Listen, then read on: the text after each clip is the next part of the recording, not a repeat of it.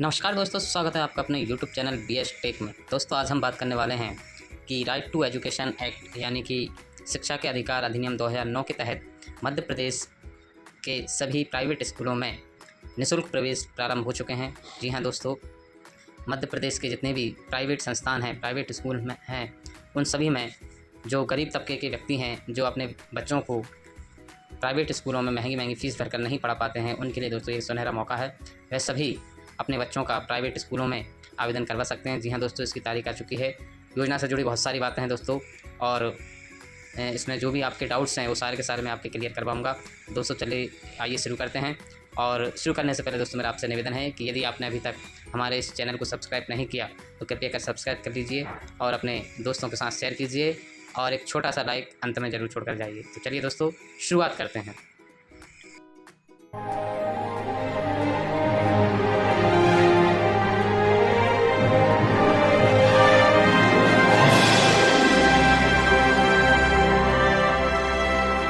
तो दोस्तों सबसे पहले दोस्तों आपको अपना गूगल क्रोम ओपन कर लेना है और गूगल क्रोम ओपन करने के बाद दोस्तों आपको यहाँ पर सर्च बॉक्स में टाइप करना है RTE एडमिशन 2025-26। जी हाँ दोस्तों, ये आपके सामने दिख रहा है RTE एडमिशन 2025-26। ये सिंपल से आपको टाइप कर देना है और इसको सर्च कर देना है। सर्च करने के बाद दोस्तों आपको नीचे थोड़ा सा स्क्रॉल करना है और स्क्रॉल करने के बाद दोस्तों आपको यहाँ पर सेकंड नंबर की जो वेबसाइट है वो आपको दिखाई देगी RTE portal.mp.gov.in। जी हाँ दोस्तों, ये वेबसाइट है। सिंपल सा आपको इस वेबसाइट पर क्लिक कर देना है और क्लिक करने के बाद दोस्तों इस प्रकार से आपके सामने वेबसाइट का जो डैशबोर्ड है वो दिखाई देगा। आपको सिंपल सा यहाँ पर पालक का जो ऑप्शन है दोस्तों, यहाँ पर आपको सिंपल सा फर्स्ट नंबर पर आपको दिख रहा होगा निःशुल्क प्रवेश सत्र 2025-26 हेतु दिशा निर्देश। जी हाँ दोस्तों, यहाँ पर आपको क्लिक कर लेना है और ये जो दिशा निर्देश है इनको आपको जो इसकी एक PDF फाइल ओपन होगी उसको आपको डाउनलोड कर लेना है। यहाँ पर सिंपल सा आप इसको कोई भी नाम दे दीजिएगा और नाम देने के बाद दोस्तों यहाँ पर सिंपल सा आपको डाउनलोड के बटन पर क्लिक कर लेना है। डाउनलोड के बटन पर क्लिक करने के बाद तो इस प्रकार से आपको एक राज्य शिक्षा केंद्र की ओर से जो एक ऑफिशियल लेटर जारी किया गया है वो आपको यहाँ पर दिखाई देगा, जो कि आपको 25/4/2025 का लेटर है, ये आपको दिखाई देगा। आपको इसको थोड़ा ध्यान से समझना है क्योंकि आवेदन से संबंधित बहुत सारी जानकारी इसमें उपलब्ध है और आपकी एक छोटी सी गलती की वजह से आपके जो बच्चे का आवेदन है वो निरस्त हो सकता है। तो चलिए आइए इसको शुरुआत से देखते हैं। सबसे पहले दोस्तों हम इसमें देखते हैं विषय के अंदर क्या दिया हुआ है दोस्तों। शैक्षणिक सत्र 2025-26 हेतु शिक्षा का अधिकार अधिनियम के अंतर्गत गैर अनुदान प्राप्त अशासकीय स्कूलों में ऑनलाइन निःशुल्क प्रवेश प्रक्रिया के संबंध में। जी हाँ दोस्तों, शैक्षणिक संस्थान सत्र 2025-26 हेतु शिक्षा का अधिकार अधिनियम के अंतर्गत गैर अनुदान प्राप्त यानी कि जो संस्थान गैर अनुदान प्राप्त हैं यानी कि प्राइवेट स्कूल हैं उनके लिए यह दिया हुआ है। चलिए आइए इसमें और आगे देखते हैं। सबसे पहले हम दोस्तों यहाँ पर देखेंगे गतिविधि और समय सीमा। ये दोस्तों बहुत ज़्यादा इंपॉर्टेंट है। गतिविधि के अंतर्गत आपको क्या क्या देखने वाला है सबसे पहले देखते हैं। सबसे पहले दोस्तों इसमें आपका निःशुल्क प्रवेश हेतु मान्यता प्राप्त शासकीय स्कूल एवं उनसे उपलब्ध कक्षा सीट का पोर्टल पर प्रदर्शन, यानी कि जो प्राइवेट स्कूल हैं उनके स्कूलों में जो RTE के अंतर्गत जो सीटें निश्चित होती हैं, यानी कितनी सीटों पर वह बच्चों को एडमिशन देंगे, उसकी जो समय सीमा है दोस्तों वो है आपकी 5/5/2025 से, यानी कि 5 मई 2025 से पोर्टल पर जो आपके नज़दीकी विद्यालय हैं उनमें जो उपलब्ध सीटें हैं वो आपको दिखाई देंगी। इसके अलावा पोर्टल पर ऑनलाइन आवेदन एवं त्रुटि सुधार। जी हाँ दोस्तों, पोर्टल पर ऑनलाइन आवेदन एवं त्रुटि सुधार यानी कि आवेदन आपको किस डेट से प्रारंभ होंगे तो वो दिया है आपका दिनांक 7/5/2025 से दिनांक 21/5/2025 तक। जी हाँ दोस्तों, 14 दिन का टाइम आपके पास इसमें दिया गया है। 7 मई 2025 से दिनांक 21 मई 2025 तक का टाइम है। तो बहुत अच्छा टाइम है दोस्तों, आप आराम से जो है कि आवेदन कर सकते हैं। आगे देखते हैं दोस्तों, आवेदन पश्चात सत्यापन केंद्र शासकीय जन शिक्षा केंद्र में सत्यापन कराना, यानी कि आपने ऑनलाइन आवेदन कराने के पश्चात आपको जो एक जन शिक्षा केंद्र होता है वहाँ पर जाकर अपने डॉक्यूमेंटों का वेरिफिकेशन कराना है। और इसकी जो डेट है दोस्तों 7/5 से दिनांक 23/5/2025 तक। तो दोस्तों आवेदन की तारीख 21/5/2025 तक है और जो सत्यापन की तारीख है वो 23/5/2025 है, लास्ट तारीख। आगे देखते हैं दोस्तों, रैंडम पद्धति से ऑनलाइन लॉटरी द्वारा स्कूल का आवंटन एवं चयनित आवेदकों को SMS द्वारा सूचना, यानी कि आपने जब आवेदन अपने बच्चे का कर दिया होगा तो उसके पश्चात दोस्तों जो आवेदन जो लॉटरी निकलती है, लॉटरी के द्वारा आपके बच्चे का सिलेक्शन होता है, तो उसकी तारीख दी हुई है दोस्तों 29/5/2025 29/5/2025 को रैंडम पद्धति से ऑनलाइन लॉटरी द्वारा आपके बच्चे का सिलेक्शन इसमें होगा। आगे देखते हैं, आवंटन उपरांत शासकीय स्कूल में प्रवेश हेतु उपस्थित होना एवं स्कूल द्वारा मोबाइल ऐप के माध्यम से एडमिशन रिपोर्टिंग करना। तो इसकी जो है तारीख है वो दिनांक 2/6/2025 से दिनांक 10/6/2025 तक का टाइम है, यानी कि जब आपके बच्चे का नाम उस स्कूल में आ जाता है तो आपको वहाँ पर जाकर अपने बच्चे का ऑनलाइन एडमिशन दर्ज कराना है। चलिए आगे देखते हैं दोस्तों। इसके बाद है प्रवेश के लिए पात्रता एवं दस्तावेज। तो ये बहुत ज़्यादा इंपॉर्टेंट है दोस्तों। प्रवेश के लिए जो पात्रता है और उसके लिए जो आवश्यक दस्तावेज हैं, इनके विषय में जानना बहुत ज़्यादा ज़रूरी हो जाता है। प्रवेश के लिए पात्रता एवं आवश्यक दस्तावेज जो हैं आपको ध्यान से समझना है, कौन कौन से दस्तावेज इसके लिए आवश्यक हैं। तो सबसे पहले दोस्तों देख सकते हैं इसमें हम 2.1 प्रवेश के लिए पात्रता, यानी कि प्रवेश के लिए पात्रता 2.1 पे दिया हुआ है कि कौन कौन से इसमें प्रवेश के लिए पात्रता है। तो सबसे पहले दिया निःशुल्क और अनिवार्य बाल शिक्षा अधिकार अधिनियम 2009 की धारा 12(1) के अंतर्गत ऐसे बच्चे पात्र होंगे जिनके अभिभावक निम्न वर्ग से संबंधित हों, यानी कि ऐसे अभिभावक या पालक बंधु जो नीचे दिए हुए वर्गों से संबंधित हैं वह अपने बच्चों का इसमें आवेदन करवा सकते हैं। सबसे पहले दिया है दोस्तों वंचित समूह। वंचित समूह में कौन कौन आता है आपका? अनुसूचित जाति, यानी कि जो SC कैटेगरी के बच्चे हैं वो इसमें आवेदन कर सकते हैं। दूसरा दिया है दोस्तों अनुसूचित जनजाति। अनुसूचित जनजाति में दोस्तों ST कैटेगरी के बच्चे हैं वो इसमें आवेदन कर सकते हैं। तीसरा दिया है वन भूमि के पट्टा अधिकारी परिवार। ऐसे परिवार जो वन भूमि पर जिनके पट्टा अधिकार है वो इसमें आवेदन कर सकते हैं। अगला है विमुक्त जाति, यानी कि जो घुमक्कड़ जाति है वो इसमें आवेदन कर सकते हैं। अगला दिया हुआ है दोस्तों विमुक्त जाति। विमुक्त जाति यानी कि ऐसे बच्चे जो विमुक्त जाति से संबंधित हैं वो इसमें आवेदन कर सकते हैं। आगे दिया है निःशक्त बच्चे मेडिकल बोर्ड से जारी प्रमाण पत्र के अनुसार। ऐसे बच्चे जो निःशक्त हैं, निःशक्त के यानी कि जो बच्चे दोस्तों विकलांग हैं वो बच्चे इसमें आवेदन कर सकते हैं, लेकिन उस पर एक शर्त है, आपको मेडिकल बोर्ड से जारी प्रमाण पत्र होना चाहिए, यानी कि विकलांगता का उनके पास सर्टिफिकेट होना चाहिए। अगला दिया दोस्तों HIV ग्रस्त बच्चे। ऐसे बच्चे जो HIV रोग से पीड़ित हैं वो भी इसमें आवेदन कर सकते हैं। आगे देखते हैं दोस्तों कमज़ोर वर्ग। अगला दिया है पॉइंट इसमें कमज़ोर वर्ग, यानी कि कमज़ोर वर्ग में कौन कौन से बच्चे हैं जो इसमें आवेदन कर सकते हैं। तो सबसे पहले दिया आपका गरीबी रेखा के नीचे रहने वाले परिवार के बच्चे। ऐसे बच्चे जो गरीबी रेखा के नीचे रहने वाले परिवार हैं वो इसमें आवेदन कर सकते हैं, लेकिन बशर्ते उनके पास दोस्तों BPL का जो कार्ड होता है, जो गरीबी रेखा से नीचे का कार्ड होता है वो उनके पास होना चाहिए। इसके अलावा यदि उनके पास परमिट है जिनके द्वारा उनको राशन मिलता है और परमिट पीला परमिट है और साथ में BPL कार्ड है तो वो इसमें अपना आवेदन कर सकते हैं।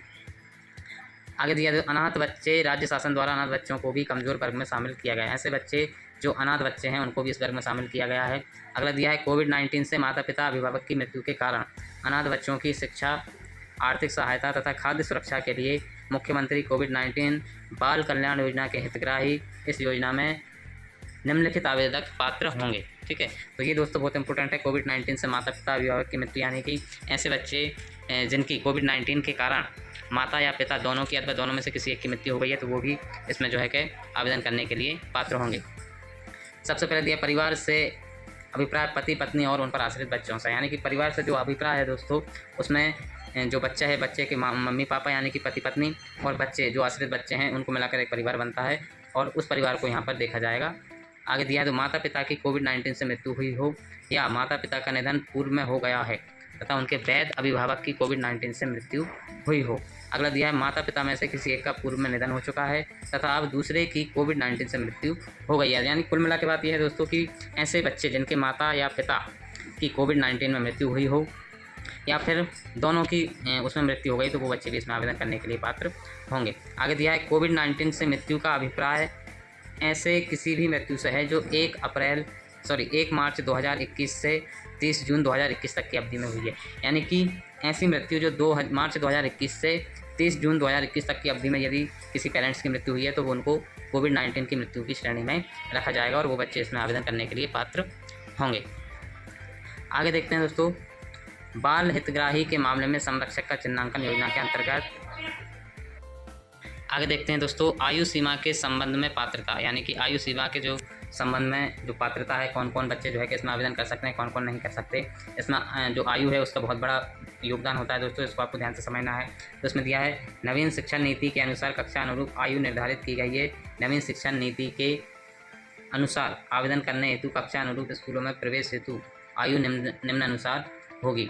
सत्र 2025-26 के प्रवेश हेतु आवेदक की आयु की गणना हेतु प्री प्राइमरी कक्षाओं नर्सरी KG1 एवं KG2 के लिए न्यूनतम आयु की गणना 31 जुलाई 2025, कक्षा 1 के लिए 30 सितंबर 2025 की स्थिति में की जाएगी। यानी कि जो आयु की गणना है दोस्तों, नर्सरी KG1 और KG2 जो कच्ची पहली जिसको हम बोलते हैं, उसकी आयु की गणना की यदि बात करें तो 31 जुलाई 2025 तक की स्थिति में गणना की जाएगी। और जो पहली क्लास में आवेदन करने वाले बच्चे हैं उनकी आयु की गणना 30 सितंबर 2025 की स्थिति में की जाएगी। आगे देखते हैं दोस्तों, प्रवेश हेतु कक्षा निर्धारित आयु, यानी कौन सी कक्षा में कितनी उम्र के बच्चों को लिया जाएगा। तो सबसे पहले दोस्तों हम देख सकते हैं नर्सरी के लिए निर्धारित आयु न्यूनतम 3 वर्ष एवं अधिकतम आयु 4 वर्ष 6 माह। यानी कि जो नर्सरी क्लास होती है उसके लिए जो न्यूनतम आयु है वो 3 वर्ष होनी चाहिए और अधिकतम आयु 4 वर्ष 6 माह, यानी तकरीबन 4.5 साल होनी चाहिए।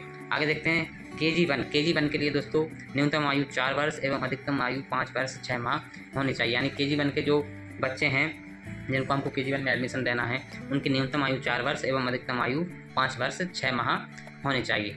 आगे देखते हैं KG2 के लिए न्यूनतम आयु 5 वर्ष एवं अधिकतम आयु 6 वर्ष 6 माह होनी चाहिए, यानी 6.5 साल अधिकतम आयु और निम्नतम आयु 5 वर्ष होनी चाहिए। अगला है KG1 के लिए दोस्तों न्यूनतम आयु 6 वर्ष एवं अधिकतम आयु 7 वर्ष 6 माह, यानी 7.5 साल होनी चाहिए। आगे देखते हैं दोस्तों, प्रवेश के लिए आवश्यक दस्तावेज। जी हाँ दोस्तों, ये बहुत ज़्यादा इंपॉर्टेंट है। प्रवेश के लिए कौन कौन से दस्तावेज आवश्यक हैं, क्योंकि बिना दस्तावेज के आप अपने बच्चों का एडमिशन नहीं करा सकते। सबसे पहले देखते हैं हम दोस्तों, वंचित समूह में अनुसूचित जाति, अनुसूचित जनजाति, विमुक्त जाति के लिए बच्चों के पालक, अभिभावक राशन कार्ड में उल्लेखित जाति या अन्य कोई शासकीय दस्तावेज जिसमें अनुसूचित जाति, अनुसूचित जनजाति, विमुक्त जाति होने का उल्लेख प्रारंभिक दस्तावेज मान्य होगा। यानी कि कुल मिला के बात यह है दोस्तों, वंचित समूह के जो छात्र हैं उनके लिए दोस्तों अपनी जाति का प्रमाण पत्र यानी कि SC सर्टिफिकेट, और जो ST कास्ट के हैं उनका भी दोस्तों ST का सर्टिफिकेट, यानी कि जो जाति प्रमाण पत्र होता है वो यहाँ पर दोस्तों मान्य किया गया है। जाति प्रमाण पत्र होना चाहिए आपके पास, तभी आप इसके लिए आवेदन कर पाएंगे। अगला दिया है दोस्तों, यदि किसी बच्चे के भाई बहन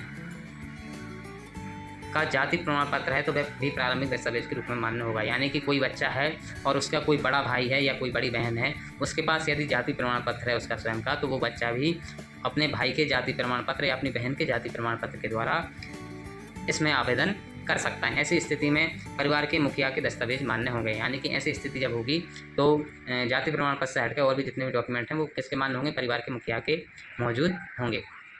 आगे दिया है विमुक्त जाति। विमुक्त जाति में शामिल है जो विमुक्त जाति होती हैं दोस्तों, जिसमें आपका बंजारा जाति हुई, हाबोड़ा, भाटू, चंद्रवेदिया, बैरागी, कंजर, सांसी, बंछड़ा, मोघिया, कालबेलिया, ये दोस्तों जो विमुक्त जाति होती हैं, इन सभी जातियों में शामिल बालक के बच्चे भी इसमें आवेदन कर सकते हैं। आगे देखते हैं दोस्तों, बच्चों के पालक अभिभावक के नाम जारी वनग्राम या पट्टा, जैसा कि आपको पहले ही बताया गया था कि ऐसे बच्चे जिनके अभिभावकों के नाम पर वनग्राम या पट्टा है तो वो भी अपने जो है कि बच्चों का प्रवेश इसमें कर सकते हैं। और इसके बाद दिया दोस्तों, HIV ग्रस्त बच्चे होने की स्थिति में बच्चे का जिला मेडिकल बोर्ड द्वारा जारी मेडिकल प्रमाण पत्र प्रवेश के लिए मान्य होगा। मतलब ऐसे बच्चे जो HIV ग्रस्त हैं तो उसके लिए दोस्तों आपको अपने मेडिकल का जो प्रमाण पत्र होता है वो आपको यहाँ पर संलग्न करना होगा।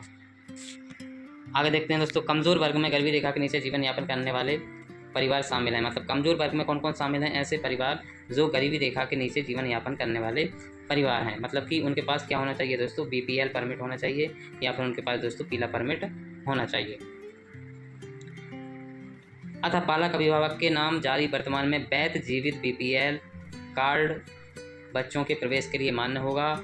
यदि दस्तावेज संयुक्त परिवार के मुखिया के नाम है तो यह दस्तावेज मान्य होगा। मतलब कि यदि आपका परिवार संयुक्त परिवार है और उसमें जो परिवार का मुखिया है उसके नाम पर यदि कोई BPL कार्ड है, कोई गरीबी रेखा से नीचे का परमिट है, तो उस परिवार में यदि आप जुड़े हो और वह बच्चा भी उस परिवार में जुड़ा है जिसका आवेदन होना है, जिसका एडमिशन आपको कराना है, तो आप इस योजना के थ्रू उसका एडमिशन आसानी के साथ करा सकते हो। आवेदक का BPL कार्ड जिस जिले का है केवल उसी जिले में प्रवेश आवेदन हेतु मान्य होगा। मतलब कि आवेदक का BPL कार्ड जिस जिले का है उसी जिले में आप अपने बच्चे का एडमिशन करा सकते हैं।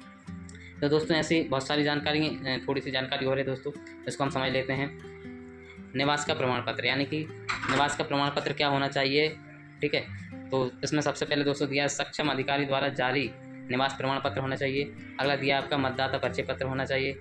अगला दिया आपके पास राशन कार्ड, पात्रता पर्ची या फिर समग्र पर्ची होना चाहिए, ये तो दोस्तों होना ही होना है।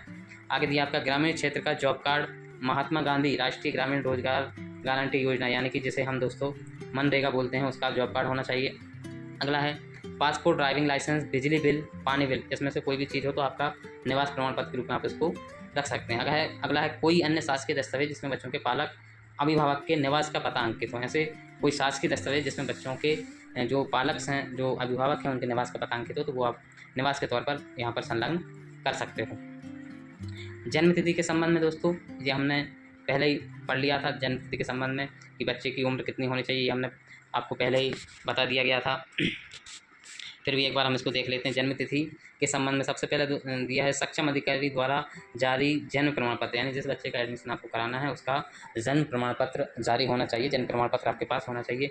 दूसरा, जहां जन्म, मृत्यु तथा विवाह रजिस्ट्रीकरण अधिनियम 1886 का 6 के अधीन जन्म प्रमाण पत्र उपलब्ध ना हो, वहाँ स्कूल में प्रवेश के लिए प्रयोजन के लिए निम्नलिखित दस्तावेजों में से कोई एक दस्तावेज बालक की आयु का सबूत माना जाएगा। मतलब ऐसे बच्चे जिनके पास उनका जो जन्म प्रमाण पत्र है वो उपलब्ध नहीं है, तो वो इनमें से जो दस्तावेज हैं कोई एक दस्तावेज आपके पास होना चाहिए, तो वो जन्म का प्रमाण पत्र माना जाएगा। सबसे पहले क्या है दोस्तों, अस्पताल सहायक नर्स तथा प्रशाविका, मिडवाइफ, ANM का रजिस्टर्ड रिकॉर्ड होना चाहिए। जो अस्पताल होती हैं वहाँ पर जो सहायिकाएँ होती हैं वहाँ का रिकॉर्ड होना चाहिए, ठीक है। यदि आपके पास जन्म प्रमाण पत्र नहीं तो वो रिकॉर्ड भी चल जाएगा। अगला दिया है आंगनबाड़ी का, यदि आपके पास कार्ड है तो उससे भी आपका जन्म दिनांक का पुष्टि हो जाएगी और वो भी यहाँ पर आपका स्वीकार किया जाएगा। आगे पालक या अभिभावक द्वारा बच्चे की आयु का स्व घोषणा पत्र होना चाहिए, बशर्ते कि वह बच्चे के पालक या अभिभावक को बच्चे की जन्मतिथि के सत्यापन का प्रमाण पत्र क्षेत्र के स्थानीय प्राधिकारी, नगरीय स्थानीय निकाय या पंचायत जहाँ की वह रहती है के निर्वाचित किसी प्रतिनिधि के हस्ताक्षर से प्रवेश के 6 माह के भीतर प्रस्तुत करना होगा। यानी कि यदि आपके पास कोई डॉक्यूमेंट नहीं है, जन्म प्रमाण पत्र नहीं है, तो आप उसको बाद में भी प्रस्तुत कर सकते हैं, लेकिन आपको ध्यान रखना होगा कि 6 महीने के अंदर आपको उसका जो वैध सर्टिफिकेट है वो प्रस्तुत करना होगा। यदि ऐसा नहीं होगा तो आपका जो बच्चे का प्रवेश हुआ है उसको निरस्त कर दिया जाएगा। तो दोस्तों ये थी आपकी पूरी जानकारी, और आवेदन की तारीख आपको मैंने पहले ही बता दी दोस्तों, 7 मई 2025 से फॉर्म स्टार्ट होंगे। जो आवेदन है आप कर पाएंगे, और 21 मई 2025 तक आप आवेदन कर सकते हैं। आवेदन कहाँ से करना है, किस प्रकार से करना है, इसके लिए दोस्तों मैं एक अलग से पूरी वीडियो आपके लिए लाने वाला हूँ, जिसमें आपको पूरी तरीके से बताऊँगा कि किस प्रकार से आवेदन करना है, कौन सी वेबसाइट है, किस प्रकार से आवेदन करना है, कितने स्कूल चूज़ करना है, कौन से नंबर पर हमको कौन सा स्कूल रखना है। तो सारी डिटेल्स आपको मेरी जो अगली वीडियो आने वाली है उसमें मिलेंगी। तब तक दोस्तों अपना ख्याल रखिए, और इस वीडियो को एक छोटा सा लाइक करके आप ज़रूर जाएं। मिलते हैं एक नई वीडियो में, तब तक के लिए दोस्तों नमस्कार, सभी के बहुत बहुत धन्यवाद।